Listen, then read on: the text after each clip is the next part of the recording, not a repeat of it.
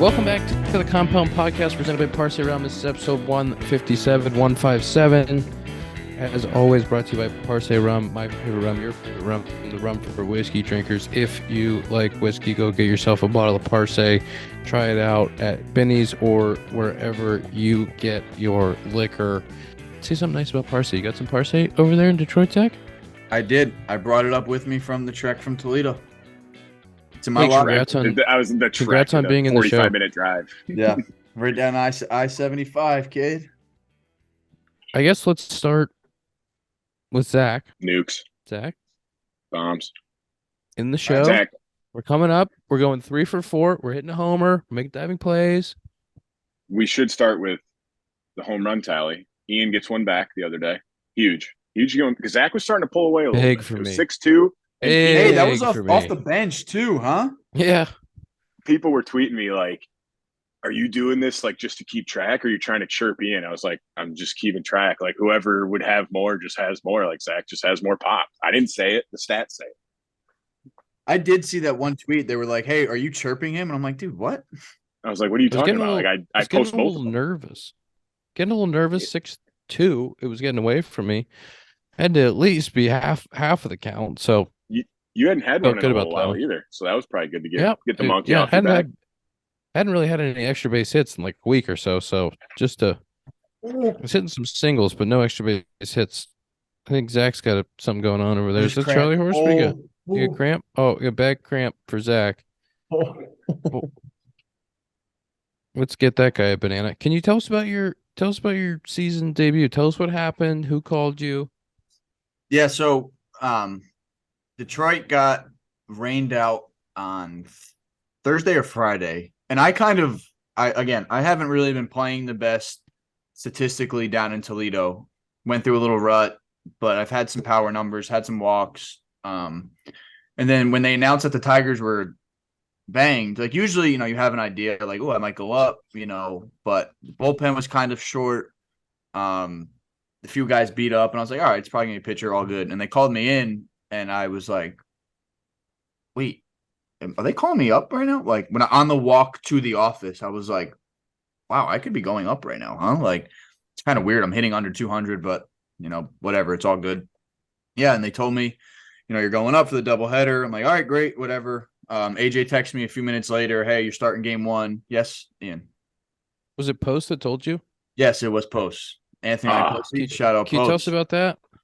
Yeah, so we were trying to get our game banged in Toledo, and bench coach grabs me. He's like, hey, you need to come in here and like lobby for like how much we want this game banged. And I've gotten that talk so many times where I kind of start to like see through it, where I'm like, all right, like what am I gonna do? Tell the GM, hey, we're not playing. So like when he said that, I was like, all right, like great, awesome. And Post was like, hey man, you're going up, like you're going to the big league. I'm like, sick, doubleheader tomorrow. And then a few minutes later, AJ said, hey, you're playing game 1 against the Orioles. I'm like, all right, cool, great, awesome. Get there, it's nasty out cold and punch. So I'm a 27th man, just supposed to go down after the game or after doubleheader, like whatever. Punch on 3 pitches, my first at bat, and I'm just like, dude, your first at bat. Me and Scotty, I said in the interview too, but me and Scotty texted each other, and I was like, oof, like that. It was a great sequence. To be fair, yeah, it was just like the first pitch was the only, 2-seam in. First big pitch sweeper. was the only pitch to hit. The second pitch was a great pitch, and then he threw like a nasty curveball or sweeper on the black. Right. And yeah, and like I just thought the attack like he has a riding fastball. I was like, all right, they're gonna try to attack me with heaters, like whatever. And it kind of caught me. It was a good pitch metrically as well. And I was like, all right, whatever. And kind of I had a really good conversation with the hitting coach earlier about like having fun, enjoying it, like whatever. But before I went up for my second at bat, he kind of like stopped me. He's like, hey, like take this all in, like get the sights, the smell, everything. And like, it was a little, like cliche. I'm like, yo, I just punched on 3 pitches. Like, I'm not enjoying anything. Like, this is not fun. Like obviously it wasn't like that, but and then I beat out a kind of, Wheels. pitcher assisted.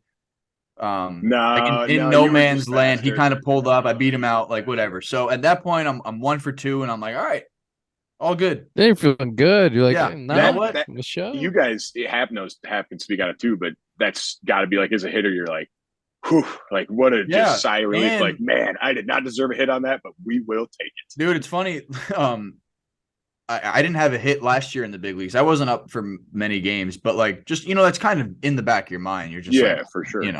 So, again, you're kind of just, I don't want to say you're feeling better, whatever. I make a few plays. I had an unassisted double play, have another play right after that, kind of come in and pick it. Like, all right, it's rolling. You kind of get your feet wet. Ian, you know how it is, especially playing in the infield. It's like you just want that first one, no matter where you're playing. Like, even if I'm in AAA, wherever, like, you want that first ball out of the way, just regardless. Did you tip your cap going up for your third at bat to Hyder and say, "Hey, thanks for bringing in a lefty. Like, appreciate it." Yeah. So again, I haven't faced this guy. I've seen his name a bunch. DL Hall. Yeah, and I got to a 1-2 count. I fouled off a heater right before that, which I could have. I was kind of pissed. I kind of made a face, and I was like, "Damn, like that was the one." It's like middle in, like whatever. Felt a little steep. And then he threw me I think he tried to go back foot slider. Kind of just stayed up. It was still in the bottom right quadrant it was like on the black. Hit it, stayed through it, stayed to center. And I was like, at that point, I'm like, all right, I'm 2 for 3. I think the next inning, I make like a sliding play to my left up the middle. And then, like really not feeling it, but like, hey, locked in, like all good. And then next day this is top 8. Jorge Mateo hits a 2 or 3 run homer, gets it to 6-4. And we were playing well. We were up 6-1 going into the 8th. Hits a 3 run homer, and it's just like, all right, and for me, if we have a long inning on defense, I don't usually swing first pitch. Like, nobody wants to go back out on defense, but we had a new pitcher coming in. So I asked AJ, I was leading off, and I asked AJ, I was like, hey, like, am I good to swing here first pitch, or am I taking to give Lang an extra few seconds? And he's like, no, like, get a good pitch and hit and hammer it. And right behind me, Eric Haas, did ya. And right behind me, Eric Haas was like, fucking lose one or something along those lines. And I'm like, all right, yeah, sure, whatever. And all game, so my first 3 at bats, they've thrown me first pitch heaters, all for strikes. And in the back of my mind, I'm like, all right, they're going to try to get one over here. We just had a long inning, and I'm like, if it's anywhere, I'm ambushing. I'm fucking hammering it. And like Ian, like you said in the interview, like I've really tried to start earlier, just giving myself more time to, get to my spot, recognize the ball, and just see it. And I saw it come out. I saw it really well. He kind of threw like a little of a cross thing. It was coming just in the bottom portion of the zone, which is my honey hole, the loop, we call it. And probably put one of my favorite swings I have all year on a left center homer. And it was funny. I told after the game, they asked me about what AJ said to me. And like, as the ball was in the air, I remember thinking like, oh, I'm going to say to AJ. It was like, yeah, I got a good pitch on that one, whatever. And like, as I'm crossing home, I see him smiling ear to ear. And he's like, yep, you fucking swung at a good one or something like that. And it was awesome. But in that whole day, like making a few really good plays. Again, you don't, as an infielder, if you like the opportunity presented I made 2 diving plays in the same game, which is kind of, like what I said, like if you get 2 in a week, you're like, wow, I feel like I was moving all over the place this week. And 2 or 3 in the same game, the opportunity was just there to present itself, which was awesome. Yes, Dakota. 2 things. 1, 107 out of 26 will get you 418 feet. Yes, that was a good one. Second thing, you totally undersold your last play. That was an incredible play. Backhand dive, get up, cannon. Yeah, that was good. It was Cedric Mullins too, and it was to lead off the 9th. Yeah, it was. Yeah, and to make it, we were up 7-4, so Lang comes in for a save, and it's always, especially in the 9th inning, like getting the first out is big because they ended up getting first and second, and and again at that point it's like, let's just get this game, let's go enjoy it. And that was a lot because I haven't really put many games together in the big leagues, like all together. And that was really the first one where I was like, hey, like this is it. It took a little while, kind of, a little emotional about it just because there was so much behind it. Like I was struggling this year in in AAA, it was just kind of I had just a lot. Felt like there's just a lot coming off my chest when I hit it. Just after the game. And then the next game, I pinch hit in the sixth. Good swing. Yeah, walked the first AB, and then just missed one to center the next AB. I stood up when you hit it. I was like, oh my God, he did it again. Fucking stood up when I hit it. But I will say that first game, like we were texting like in our group text, like going crazy. It was really, really cool to see. Because like you said, first game back up there, you said you didn't have any hits last year in the big leagues. Like we were all pumped because you fucking killed it. Yeah, especially shaking off that first AB. Yeah. I got two things really quick. First one, want to read this quote from the Detroit Free Press. Miguel Cabrera walked into the clubhouse on Saturday morning. The first person he saw, Zack Short. Shorty's here, Cabrera said. We're safe. What a fucking incredible anecdote to start the article. We talked about that in our group text too, and we're like, that's got to be like for Miguel Cabrera to say, like even like jokingly, but like for him to even say that, it's like, Zach, that's got to make you feel like that's pretty cool. Like, he's the best. He's saying that. No, he's the best. He always has something, whether like every day, Shorty, like every day he is the same Miggy. He's a big kid. And it's funny, like in spring training, I hit a few homers and he would like look at me and just be like, he'd like take his bat and like rub it on me, like just joking. He's like, Shorty, I need fucking power, man. I need it.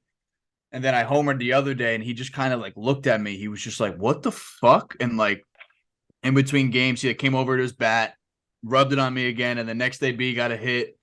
And he comes into me, just always like joking around. And that, I mean, yeah, it's funny. Like when he said that, I didn't even think about it. I was just like, oh yeah, it's Miggy being Miggy, and like a few people have mentioned that to me now. And looking back at it, it's pretty cool. Second question. Can I ask you, you just talked about all the trials and tribulations of the last 18 months.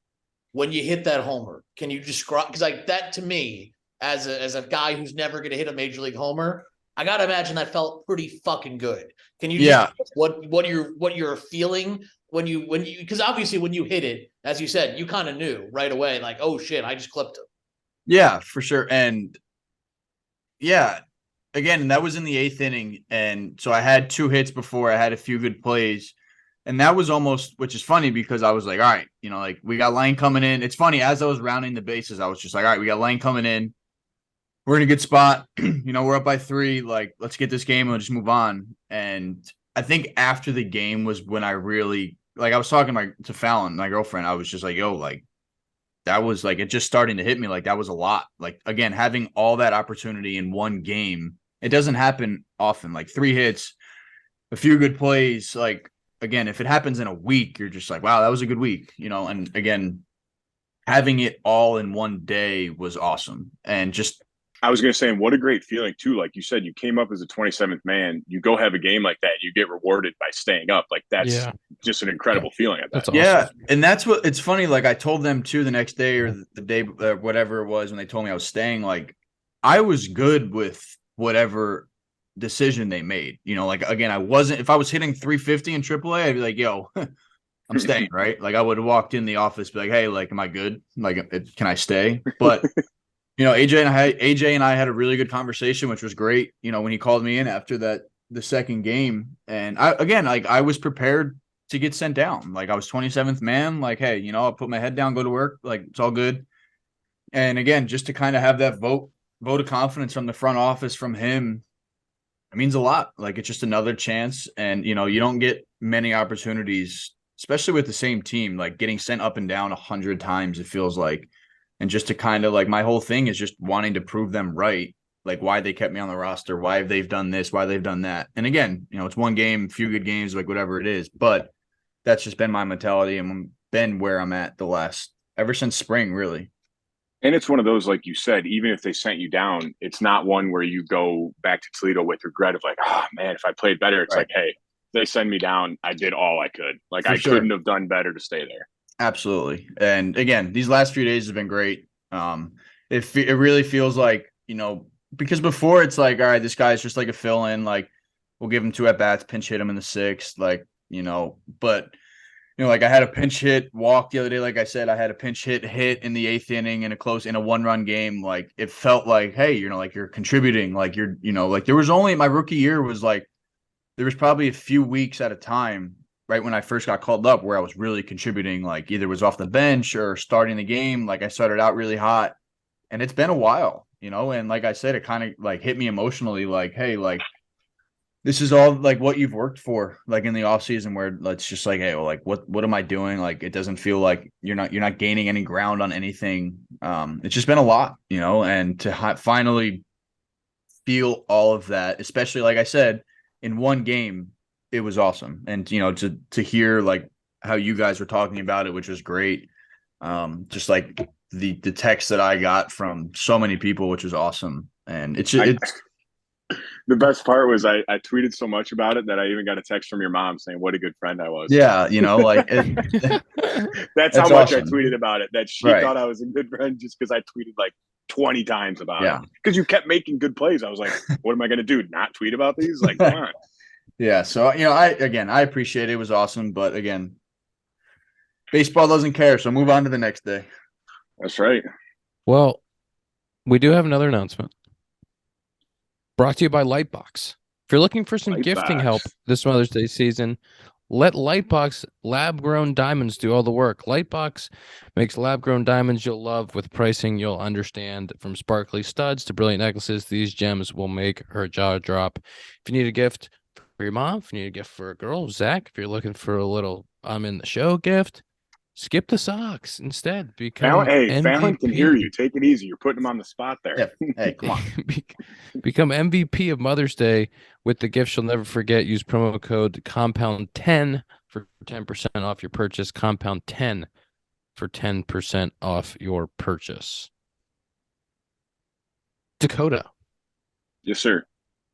Think you have something to tell the people? I do. I signed with the Lexington Counterclocks in the Atlantic League. What a mascot name.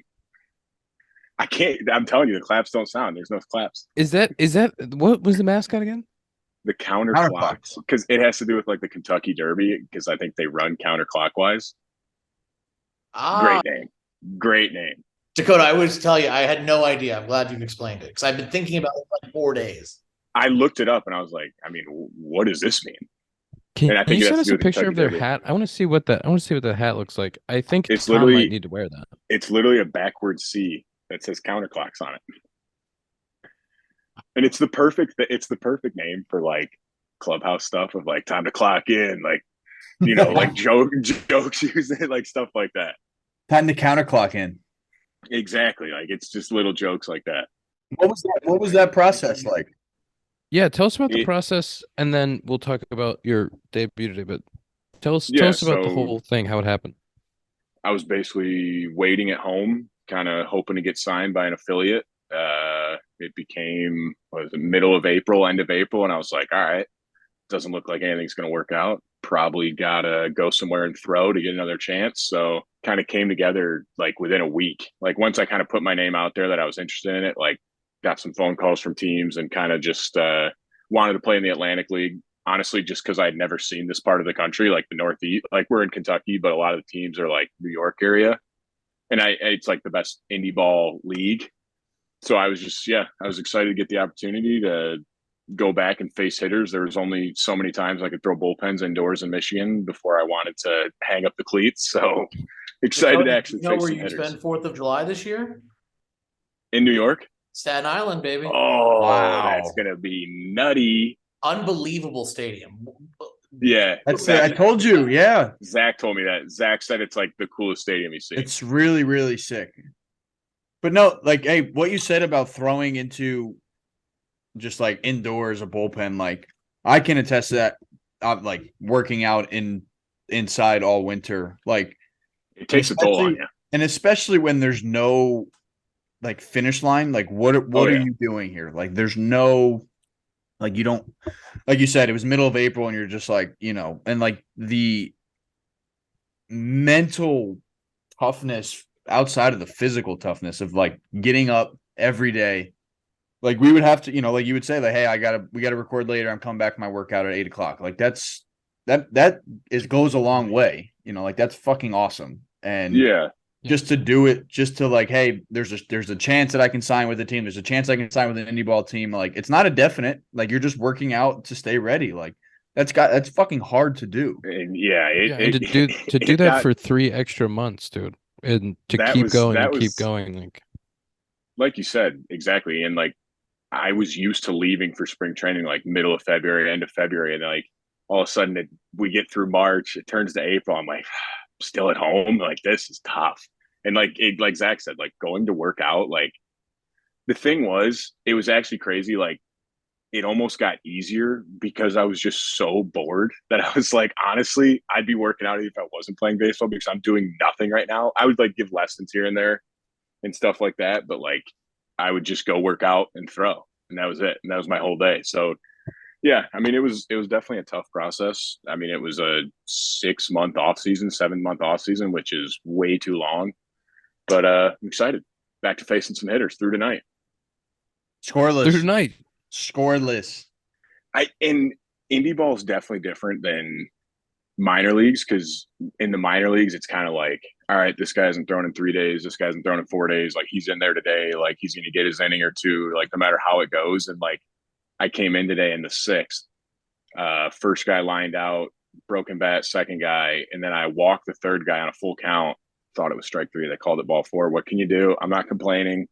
And then there was a lefty up next and I was out and they brought in the lefty. I was like, that's kind of crazy. Like I like it though. Like I feel like that's like, you know, it's run like a big league ball club. Like it was a 1-run game. So it's like, hey, like we got a lefty coming up. We're bringing in a lefty. I was like, yeah. Like the manager said it to me. I was like, yeah, like you don't need to explain it to me. Like you're the manager, man. You're taking me. Like, I'm It's not gonna good. yell at you. Good. I'm trying to win this game. Yeah. I was like, hey, that's fine. Like let's do it. Is it cool to be back in the clubhouse with guys and like hanging out around baseball? I texted that to Zack and like in our group text, I was like, that's what I miss the most. And I think we all agree on that. Like the baseball part's great. Obviously, like being on the field, awesome. Competing's awesome. I missed competing a ton. Like I said, throwing bullpens indoors is just not the same. Like it gets so monotonous. To go out and compete was incredible, but the locker room is the funnest part of baseball. Like you just hang out in there, you chop it up with guys. Like, and the thing is too, in indie ball, like the whole team, like we're all trying to get back to affiliated ball or get to affiliated ball for the first time. There's ex big leaguers here. Like it's just guys grinding that love baseball. And it's been an incredible environment so far. Like the locker room's been nothing but positive energy. We're 2-0 since I got here. Oops. You're bad. You're bad. But yeah, it's really fun to be back because I definitely missed playing. That is awesome. The clubhouse is easily the best part. Yeah, and I mean we know that about Zack. Zack loves a good chop. Loves chop. Couple of guys that live for chop. Love chop. It is though. Like that's the funnest part. Is like you get in after the game, like you just have a beer, like you hang out, you talk with the guys. Like everyone has a different story, especially here. Like you just get to hear about people's journeys and all that, and it's fun. That's got to be. That's really interesting. You can hear about so many people's journey there, dude. It's insane, like what people have gone through, and there's some guys in this league like they've been grinding to get to the Atlantic League, so like they're pumped to be here, and like that's awesome. Like you know what I mean? Like you hear all these different stories. I worked in the Frontier League for the Florence Freedom, now the Florence Y'alls, and it was one of the best experiences I ever had in baseball working in indie ball because he said it really is. It's very different than the minor leagues. They have obviously the basic similarities, but they're very different. And as you said, like the Atlantic League, like for guys in the Frontier League, if they could get a contract in the Atlantic League, like that changes their lives. I mean, the Atlantic League is a really great. It's like a double AAA kind of league. It's got a lot of former big league guys, in it, and it's a great spot, obviously for you, but it's a great spot, as you said. Like it's a great league to be in. So it's not like. You know, you see the indie ball, and sometimes people have a certain perception of that. The Atlantic League really isn't like what a lot of people think it is. You know, it's a really high level of baseball. The team we're playing right now, he's not here yet, but they signed Starlin Castro. Like, there's guys that have like numerous years of showtime. It's like, wait a second, what? Like, it's insane. And what was I going to say? I texted this in our group text. Like, it's also great because, like, in minor league baseball, people have egos. Like that's just a fact. Like people have egos. Like guys are prospects. They're brought up to be prospects. Like here, it's like everyone's just grinding. Like no one thinks they're better than anyone else. So it's like everyone's just having fun. And if you're playing in this league, like you love baseball. So everyone here loves baseball. And I said it was just kind of refreshing to just be with a team where everyone's like, we just want to go play well. Like, it's just fun playing baseball again. That's awesome. We should get to the Foles interview. We have a special guest. Can I bring up one topic first? I know it's a long episode, but I had one thing I really wanted to ask a question about. Yes. Can I do it? Okay, two things. First of all, one thing I had, Liam Hendricks is back. That's incredible. Sorry, Tom, I said one, but I wrote down notes for today, and I knew we weren't going to get to them, but I had two. I definitely want to bring up Hendricks because that's just so sick to Really see. cool. That is really cool. And he was wearing the obvious shirts that said struck Yeah. out cancer, which was really awesome. And then the main thing I wanted to ask about was, did you see Mason Miller for the A's? Had a no-hitter through 7, was at 100 pitches, and they took him out. I had two thoughts on it. One, I get it. He's at 100 pitches. And I know if you ask him, he's like, I want to stay in the game. I almost think how rare it is to throw a no-hitter or perfect game. I'm okay if you ride a guy to 130. I don't care because it doesn't happen. It literally, like, it's like ask Alec Mills. He would have thrown 150 pitches if that's what it took to throw a no-hitter, I bet. That's my only thought on it.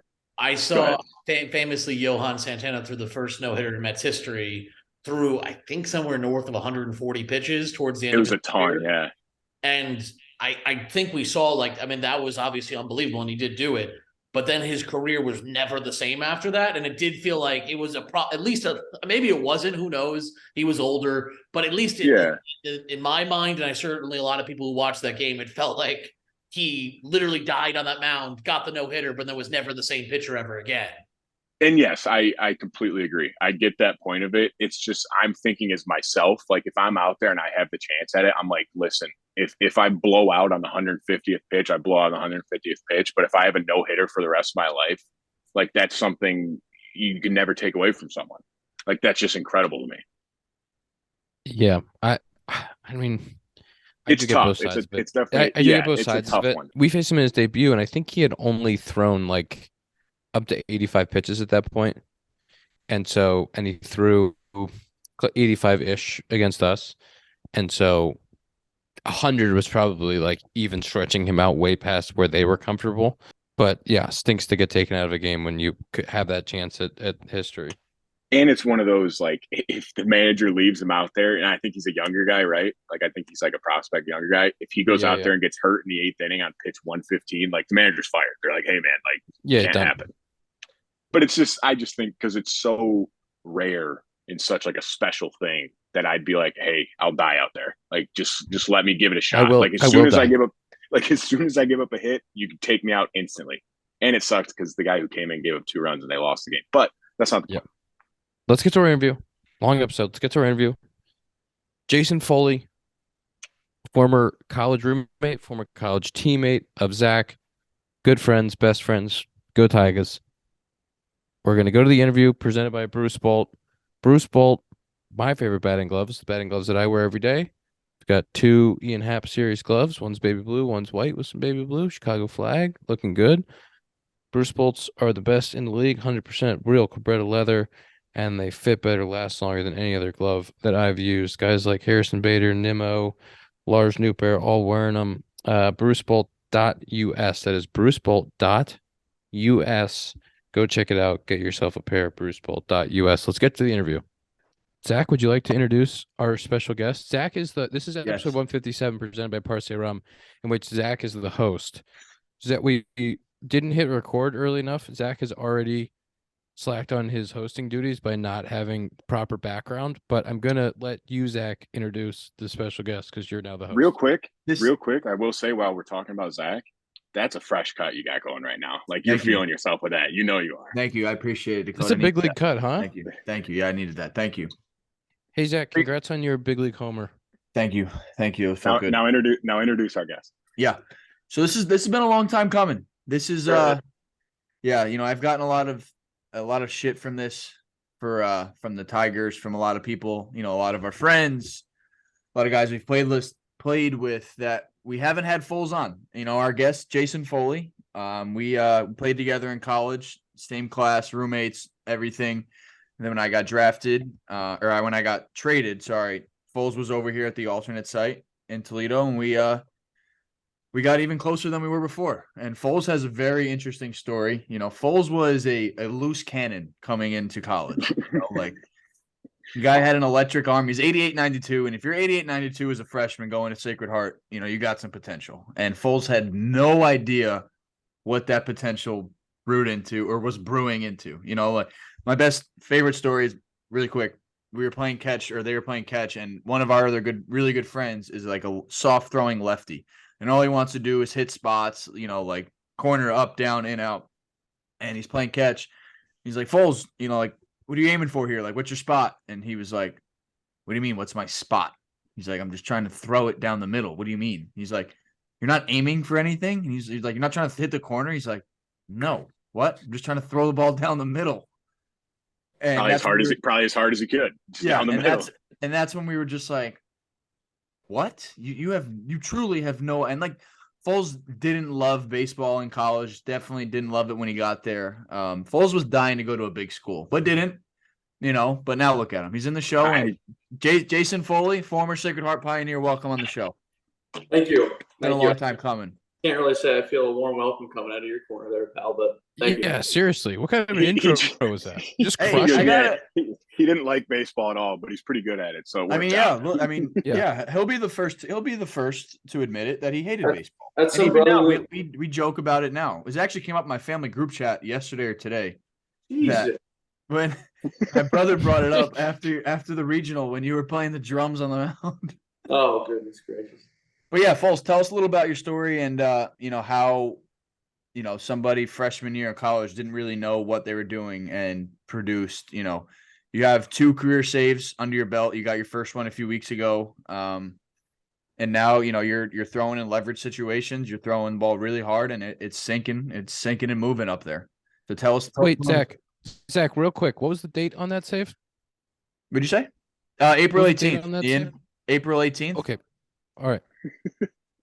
Did you say 89-92 out of high school, Foles? Yeah, I mean, probably. That's bringing it out of high school. Ain't No, that a big right. deal? No. In high school, the hardest I've hit on a gun, I believe, was 91. Because I remember I was in like already committed to Sacred Heart, and over the summer, senior year, going into freshman year of college, I was still playing like travel tournaments and whatnot. And I remember like a Fordham University scout was like really liking me because I hit 91 that day, but I had already been committed. So I think 91 was probably the hardest I've thrown in high school. But yeah, kind of like Zach said, just really the definition of a pure thrower, like absolutely no clue where it was going or like why it was going anywhere. So just threw fastballs, and my high school conference wasn't the greatest. You can kind of get by, but all worked out. And now you're up to 100 now, right? Like you've hit 100, 101 maybe? I believe I hit 101 my 2019 in the Florida State League. I was throwing all 4 seams back then, though, no sinker. So I think it was they were a little firmer. My arm slot was a little more over the top too, probably more conducive to like higher velocity. But yeah, reared it back with some red hot in the arm. It went, it was a lawn dart, dude, probably 55 feet. On the gun, it doesn't matter. Yeah. Yeah. Let's backtrack a little bit to college, and, you know, going into your draft year, our draft year, you know, you were supposed to, you know, go, you had a really good summer in the NECBL. I mean, you were throwing, that was when you really started to hit like 98 to 100, and they kind of made people what the NECBL is, please. Yeah, the NECBL is a summer league, New England Collegiate Baseball League. Yeah, college. It's pretty close to the, I think it's a step or 2 down below from the Cape, and like a lot of guys go play there. So the really good baseball in the summer. And Foles, you went there and they made you a reliever, and that was, you know, the first time. I mean, you can tell, you know, where you were, you know, 98 to 100, and it was just like, holy shit, this guy's going to get paid. Yeah, I mean, I played there 2 summers. I played there after my sophomore year of college, and yeah, kind of for summer ball teams, they generally make the starters into relievers, so they don't kind of wear these young guys out with like a crazy amount of innings. So I had thrown probably 75 innings that year in college, so I just pitched out of the bullpen, and I don't know, it just kind of felt like things clicked for me out of the pen, whether it was like a mentality thing, like just kind of a little bit less thought, just kind of go and throw when your name's called, or I felt like maybe I was a little less reserved because I didn't have to throw 5, 6, 7 innings or something. But it kind of clicked. My first summer, after my sophomore year, I'd probably be like 92, 95. I made like the all-star team there, and like kind of some scouts were a little bit on me from then on. And then junior year, I didn't really perform too well, so I went back to the NCBL after I didn't get drafted, and then kind of the same thing. I jumped up even more. I was probably like 95 to 98 or so, and from there I got seen by the Tigers and got signed. So it was pretty sweet. What round did you go in? 41st, brother, undrafted. 41st? Yeah. Undrafted? Undrafted. And he hit 100? That's what when he insane. was so after his sophomore year, we made him our Friday guy, and we're just like, oh my God, this guy, we're gonna be nasty. We got Foles on Friday. And Foles, you can attest, like, I don't know if there was like a mental thing because you have to go more than one inning. And Foles was just like, he's like 88 to 90. And our agent, we had the same agent, like that there would be teams there, and they're just like, yo, like, what do we got? Like, what's up with this dude, right? Foles, it was just not, Yeah. it just didn't click as a starter. Why are you shitting on him? Because it's No, part of his that's- story. Can we get some It's- fluff? Can you It's fluff part him? of his story. He's This not is coming hey, on the podcast listen to me. The to fluff- get shit. He's the- coming on This for is fluff. hey, he didn't. No. This is a part of the story. This makes it way better. This is my favorite part about Foles because the guy was supposed to be, 5th to 10th round out of our school and still got to the big leagues, and now he has over a year of service now. Look at him. The fluff comes when we get to his current That's what I'm 1.3 saying. ERA Yeah, with hey his Ian, 0.8 whip. I'm sorry. This is my I'm a episode. big fluff guy. Sue me for We're one fluff working guy. to the fluff. We're working Yeah. to the fluff. You gotta I want earn to hear the about fluff. it too. Were you signed? Like, did you start as a start? Like, did you become a starter, or did you go right in as a reliever to the Tigers? No, I've never had a start in pro ball, which is actually funny because last year we played with Chafin was on my team. I don't know, Ian, you must have played with him, right? Yeah, beauty. Yeah, beauty. He always wore this failed starter T-shirt, and he gets it on every team he's on in like their signature colors. So I actually saw a picture on Twitter of him in all of them. It was like Oakland, Yeah. Cubs, Tigers, and then Diamondbacks. But he would always mess around with me, be like, "Yo, you can't ever wear that," because like I was never actually a failed starter. But yeah, I was always a pen guy ever since pro ball. When did So did it click? Sorry, I'll let the pitchers No, talk. no, My bad. My hey. bad. No, I was just gonna ask real quick. Like, when did it click into, like, you said you're 88, 90, your last year as a starter? Like, did you go back into relieving and like you were right back up to like that jump to high 90s again? More or less, yeah. Everyone kind of asked me like, "Yo, how did it just become like 88, 90 to like 95 and above?" And it's just like it's hard to really pinpoint one thing. I think it's kind of one of those like a lot of little things adding up to make a big change. Like whether it's me getting in the weight room, getting a little stronger, me maybe focusing on cleaning up my delivery, my arms, my mechanics. Yeah.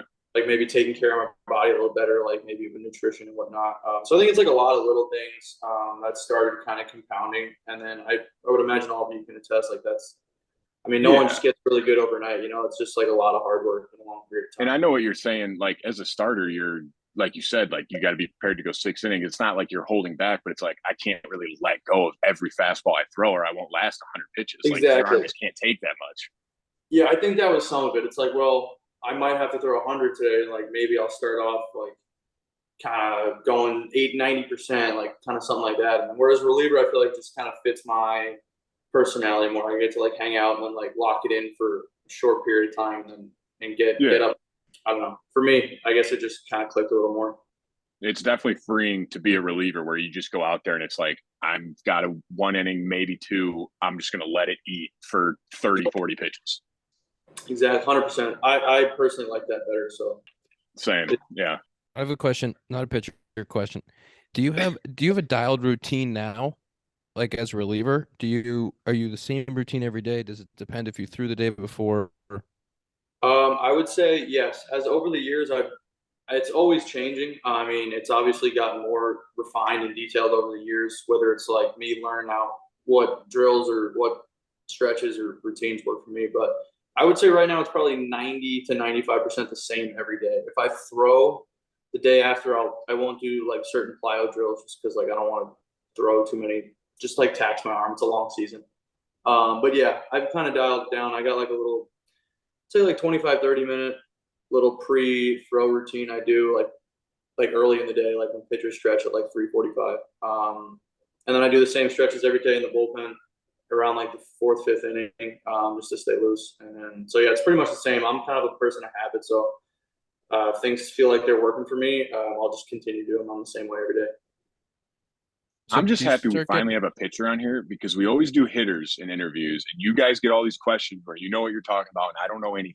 And now we're talking to a pitcher, and I'm like, yes, thank you. Okay. Like, I get it. I get what he's saying. Do you start getting ready in the fourth, fifth every day, and then like just depends when your name's called, or like if you're like those days when you threw in the ninth, are you getting ready later? So it's tough. Like I obviously Dakota will be able to test this, or yeah, Dakota, sorry, will be able to test this more. But like I've gotten caught off guard before in the pen, and it's the worst feeling. Like you don't think you're like you're not So really Dakota ready. said he hates it. Like I would probably imagine it's like a pinch hit, like a spontaneous pinch hit where you guys aren't like you haven't stretched, you haven't swung, you're not mentally ready to face like some guy throwing a billion.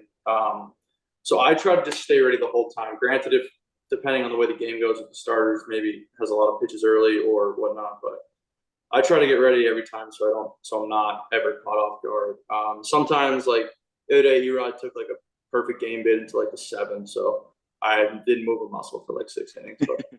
But yeah, most of the time I start in the fifth and then just like every other inning or so, just kind of do a couple of things to stay loose. Yeah, because exactly like you said, like there's no worse feeling. You and me have both had it, and I'm sure every pitcher has, where you get caught with your pants down and they say your name and you're like, I haven't moved in 3 innings. This is not going to go well. 100%. And then you go out there and throw like shit, and you're like, that's on me. Like there's no one to blame but myself because I was not ready to go in this game. So true, bro. It's terrible. In high A, one time we had in the Florida State League, we had like a rehab start from one of our like super high rounders, and he was throwing 4 innings max. And at the time, like we didn't really have like a closer, but I was pitching kind of towards the end of the games. And so he throws 4. I'm just chilling there, like sweating, baking in Port St. Lucie, Florida. And they go, ring, like, Foles, you're in the game. I'm like, all right. Literally don't have any more. I'm just going there. Don't get an out, give up a 4 spot. And I'm like, I mean, all right, that just can't happen anymore. But it's you learn quickly. Sorry, Zach, real quick. Okay. You learn quickly, like when it happens to you, you're like, okay, I never let this happen again because it's a horrible feeling. 100%. Yeah. So, Foles, when you were throwing hard, 2017, 18, 19, you like it was all in baseball, 4 seams at the top of the zone and everything else at the bottom. But you would always said, I think was it India hit a homer off of you in the Florida State League, and you were like it was like a nasty pitch up and away, 98, whatever it was. And I think you said it was either a double or something, and you were just like, why? Like, how am I getting hit if I throw this ball at 100 miles an hour, black, and this goes backside for a homer? Like, something has to be wrong, or I have to make a fix somewhere. So then if you could elaborate, like, what changed from that day and then to where you are now and what you're throwing. Yeah.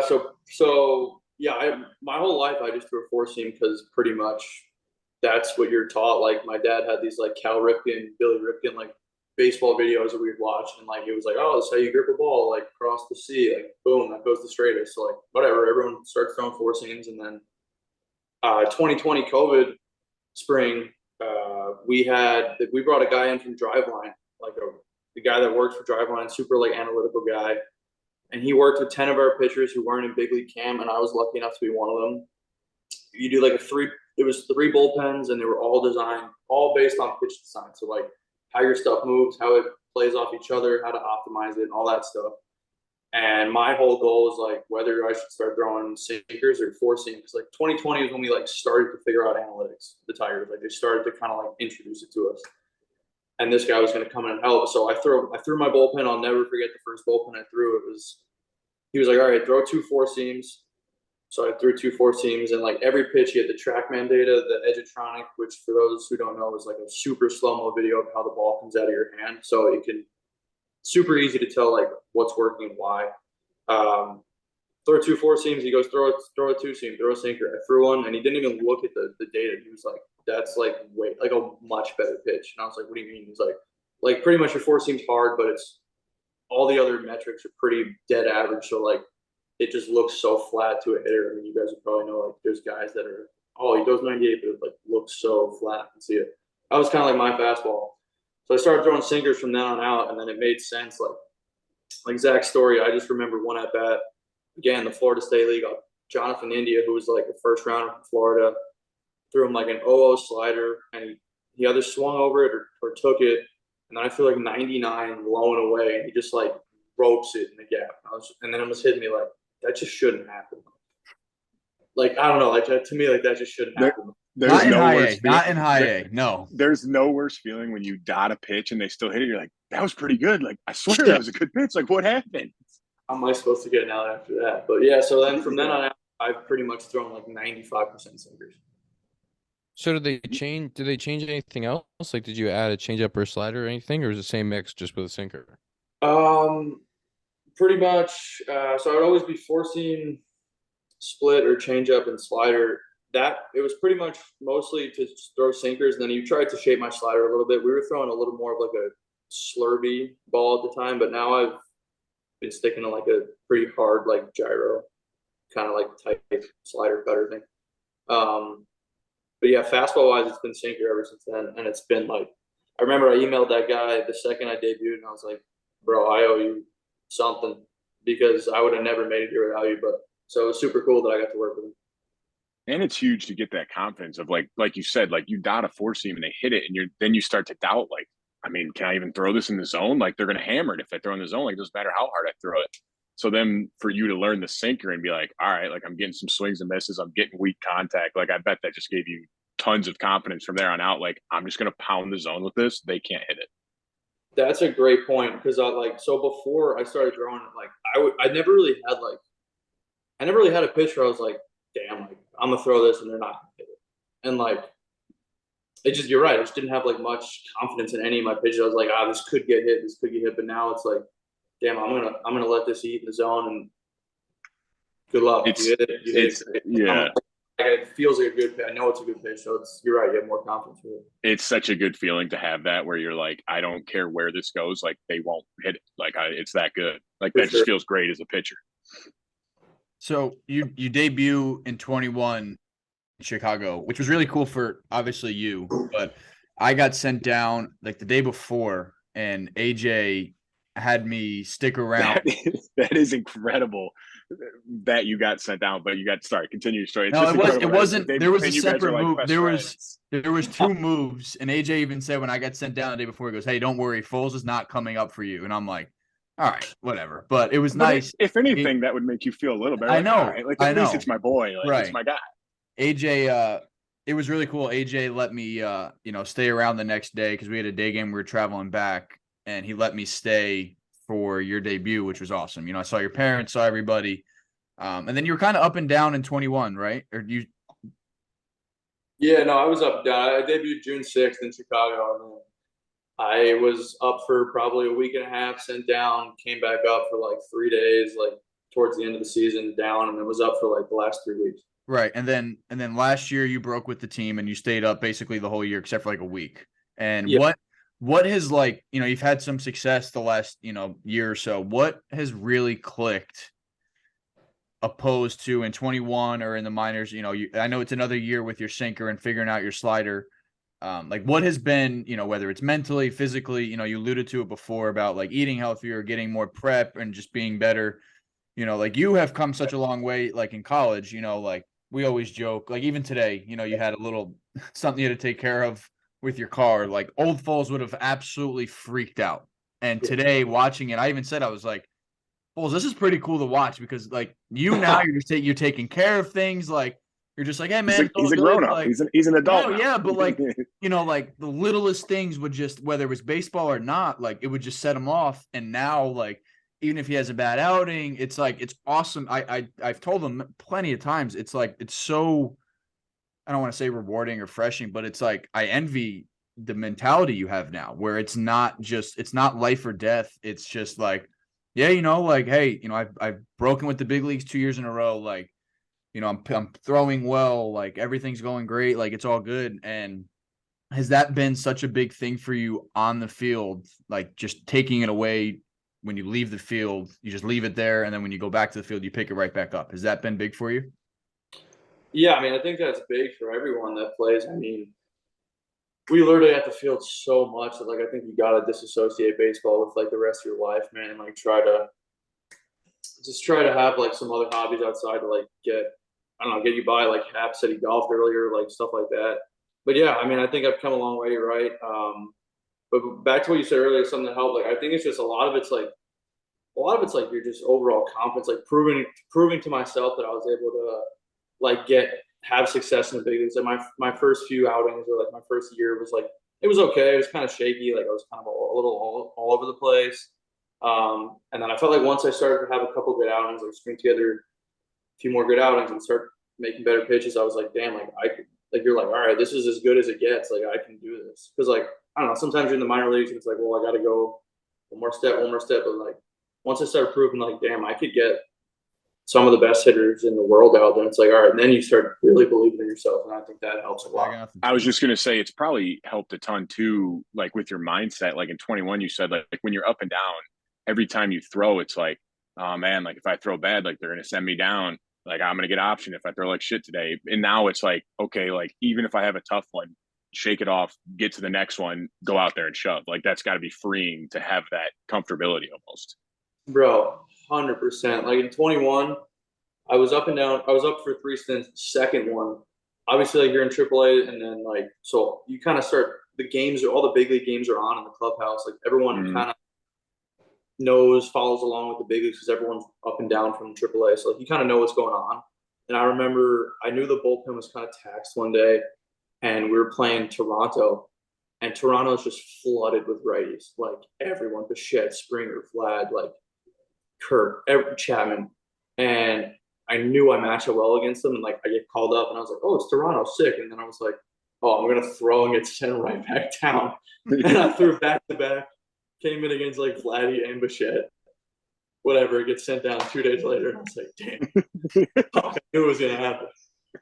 Well, that's like with Zack right now too. It's like just getting that confidence of like, I don't need to go out there and go 4 for 4. I don't need to go out there and strike out the side. Like, just do like your job basically, and then you're not going to get optioned the very next day just because you didn't have your best possible day. Yeah, well, that's what Zack did. That's what you were saying to me when Zack came out for the doubleheader.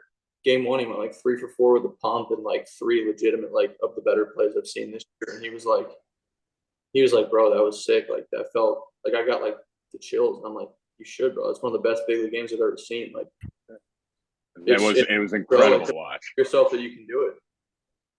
Yeah, that's what Zack texted us that too. He said the same thing, like kind of like you said. Like I'm sure Zack can speak on it too, but like you proved it to yourself. Like I can do this. Like you said, he made 2 diving plays. I think 3 for 4, 3 diving plays. Oops. The first, I texted Scotty Efros, friend of the pod, Scotty Efros. Zack's first at bat. I was like, all right, shake it off, get to the next one, and then he got the infield single. And then he fucking hits a line drive and then a fucking nuke. And I was like, all right, that's our boy. Like, he's ready. Yeah. We're good. No, it's tough, especially someone up and down, like Foles said, like you play the GM game where you're like, all right, this guy's coming off. It's so hard to like not try to do so much. And like I got lucky with the opportunity. Like you don't get many opportunities to make 2 or 3 diving plays in a game. Like if you do that in a week, it's like, wow, I had a lot of action this week. I was telling somebody, it's like, it's kind of just the opportunity that presented itself. And it's just like, wow, this happened in the same game, basically in 3 innings. Like, this is insane. But, to not, like, again, like what Foles said, like, that was the first time where I was just like, okay, I put everything together. Like, obviously, it's not like I was blindfolded before, but it was just like, hey, like, this is one of the better games that I've had in my career. Like, and happen to be at the big league level. It's just like, hey, they bleed like we do, Yeah. You proved to yourself you could do it at that level, just like you could anywhere else. Yeah. Zack, do you think that your solid debut, season debut performance was brought to you by Athletic Greens? Yeah, absolutely. Especially when you have it in the clubhouse. Why wouldn't it be? Did you drink your Athletic Greens that day? Yes, dude. What? Do you have 2 doses? Do you have 3? We did have a doubleheader, so I had one in between.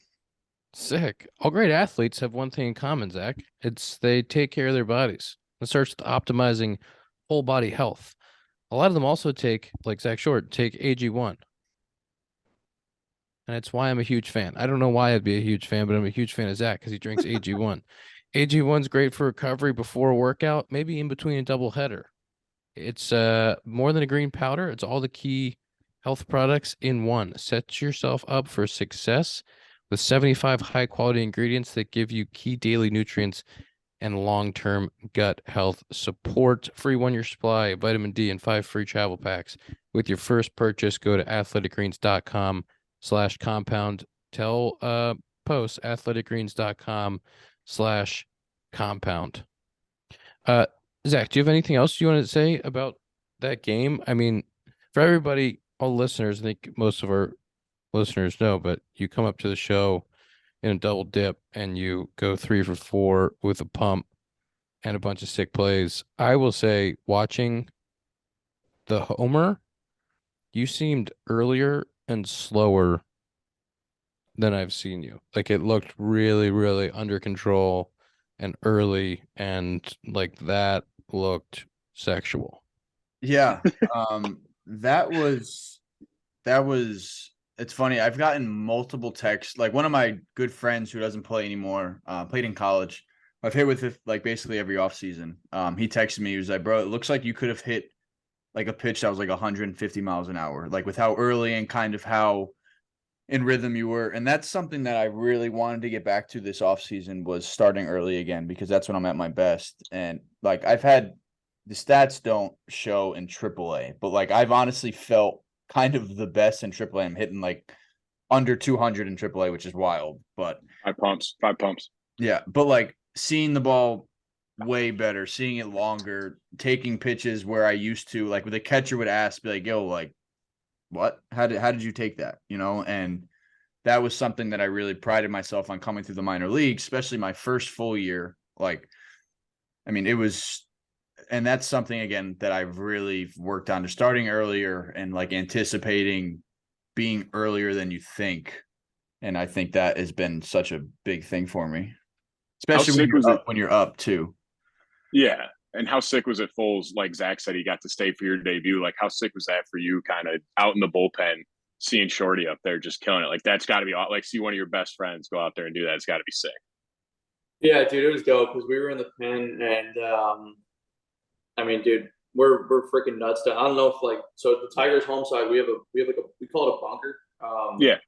It's like our bullpen has like a little underground field level enclosed area, so like we can kind of F off pretty good in there. Like, you know, we don't really get seen. We're not on camera. So, like, Zack was going nuts. He hits the pump. He has, like, 2 sick plays at the time. And we were like, fuck, man, he's gonna find himself a way to stay in the big leagues after that game. Because, like, you couldn't ask him to do much more, dude. He did everything, like, played Gold Glove D and did everything. So it was sick to watch him do that. And, like, you're right, he works his ass off. So it's sick to see. A little Shorty fluff session. Yeah, that's it. That's a fluff right there. This is what you did. You started negative, then you give a little fluff just so that you can get the fluff. Foles, if you guys got anything else for Foles? Just keep shoving. Let the record state I might be the better friend here. You roasted me to start, and I give you a nice little heart to heart there. But look, we all ended up at the end. Hey. How the interview went, we started low and we finished high with you, because that's where you're at. You're shoving. No, we finished high with you. We finished with you. What are you talking about? Yeah, I don't know, man. I thought it went good. I thought it was good. Foles, we appreciate it. You had, you know, like you joke around, you said you had to get a full year of service, a few saves under your belt before you come on the compound. Look at you. Yeah. Thanks for the approval, brother, and congrats on the extension. I'll see you guys, and I'm excited to come to your park. I don't know when it is, but yeah, we'll see you soon. Yeah, be nice. Hey, be nice to each other. Like, maybe, I don't know, maybe like hit like a hard line out. Like, you hit it good, but he gets the out. Like, you know, just like paddles. You shake hands. You know, that's it. Don't hit a homer or anything, and he doesn't need to strike out. He throws sankers. I'm not going to be able to hit a homer. I like a hard hit out for you. I like a hard hit out. Best of both worlds. Best of both worlds. Also, do me a favor. Agreeable. Can you call Fulmer? Can you start calling him Mikey Fulmy? Does he hate that? Doesn't like it. It's funny though. Yeah, he seems like someone who wouldn't love that. Yeah, we call him by his children name, Mikey Fulmy. He doesn't love it. It's funny though. Hap, you got to do it and then text us and let us know how it goes. All right, I will. All right, appreciate you having me. Thank you, Foles. Yeah, appreciate it, Foles. Later. Great interview from Foles. Thanks for coming on. It's a long time coming. Zach, you did shit on him a little bit. Right, but that plays into You feel bad? That plays into his career. Do you That's feel who he bad? is. Huh? You feel bad? No, the guy's nasty. I don't feel bad. One more thing we want to talk about before we get to screen time. One thing, Tom, don't yell at us. One thing, long episode. We're going to try to do longest ever. Mexico series. Balls are flying. Flying. Absolutely flying. The over-under for game 2 was 20.5 runs. That is like unheard of. I would have been a little nervous to take the under. I know like Big Cat tweeted like he was taking the over like just out of pride. He's like, I have to take the over. Like it's that high. Like how do you take the over on that or the under? I want to know He's what like, I have to. I want to know what percentage of runs. I want to know what percentage of runs were scored on homers like during those two games. Even the lower scoring of the two, there was like 4 homers in that game. I'm pretty sure what happened is, don't quote me on this, but I think they're playing at elevation higher than Coors, right? Yeah, it's like double. I want to say almost like it's a lot more. Yeah, it's like 7,000 feet. I think Coors is mile high, right? Yeah, so like 2,000 more. I think they had a humidor down there for the balls, but I think they did the humidor settings to the normal humidors that are like in every other park and not the Coors humidor. So they didn't humidify the balls enough to actually get it to like offset a little bit of the elevation. So the elevation was just balls were flying forever. And then that like the next day after that game where they hit like whatever it was, 10 homers and balls were flying out and people are like popping up and balls are going out. Crawford hit that ball 455. The ball was launched oppo, but like 455 left center oppo is an absolute nuke. Yabo. And I hit a ball in Miami. It was like 104.2 at 39. Got caught right at the wall. And I was so pissed. It's like in Mexico City, that's 700 feet. There was 11 home runs the first game. Oh my God. For the second game. Pitchers would have been out of. Pitchers wanted out of that first game. They call down to warm up, and you're like, no, I'm tight. Like tight. pick someone else. Forearms tight. It looked like great atmosphere. It was really cool. The Bogarts hitting a homer in 4 different countries. Nelson Cruz, oldest player since Ichiro to triple. There was something else in there, maybe too. Well, the Padres carried the piñata thing with them now. Now they're doing a celebration. The Padres jerseys too. I'm in on them. I think they're swaggy. Neither of you like them? Sounds like I don't know if I've seen them. I thought they were sick. Like the pink and like teal. I want to say they are. Oh yeah. Let's do screen time presented by Sloan so we can get the people out of here. Sloan is world's leading. Come on now, talk about Sloan. I was telling you my screen time. Unbelievable. Sloan's the world's leading manufacturer of commercial plumbing systems company. It's at the forefront of the green building movement and provides smart, sustainable, and hygienic restroom solutions by manufacturing water efficient products, including Sloan valves, flushers, flushometers, faucets, sink systems, soap dispensers, and fixtures for commercial, industrial, and institutional markets worldwide. Visit sloan.com for more information. I had somebody with a sign today in DC. I'm running into the dugout. There's a sign above the dugout as big as they could write it, flushometer. That's incredible. As big as they could write it. Awesome. You had to flip them a ball. Dakota, what was your time? 4:50. Yeah, I'll say it again. 4 hours and 6 minutes. It's also kind of, you got lucky. You had a doubleheader. Your girlfriend's in town. Hey, it was a split. Hey, it was a split doubleheader. What do you expect me to do for 2.5 hours in between games? That's fair. I don't know. Talk to your teammates, man. Mix it up. Chop. You love Say hi to your teammates. Hey, keep your. How about we swept the doubleheader today. We're good. We had enough chop. Go Tigahs. Tom? It's 9 minutes according to I gotta update my phone. Oh my God. I'm sick and tired. Could you imagine your screen time not working? Couldn't be me. Yeah. Embarrassing. 3:35 for me. 3:35. I'll take the win. Thank you very much. I wish it would track Ian's phone calls. Like Ian's definitely got like an hour or two on the phone in there too. That's episode 157 of the Compound Podcast presented by Parsley His Rum. reaction just said everything. Yeah. Because he knows I'm right. He knows he's on the fun. Because he's a businessman. He's got all these different companies clamoring to get with him. They're like, hey, you're the $61 million man. We want you. He's a busy guy. That's episode Sorry, finish it 157. up. See you next week.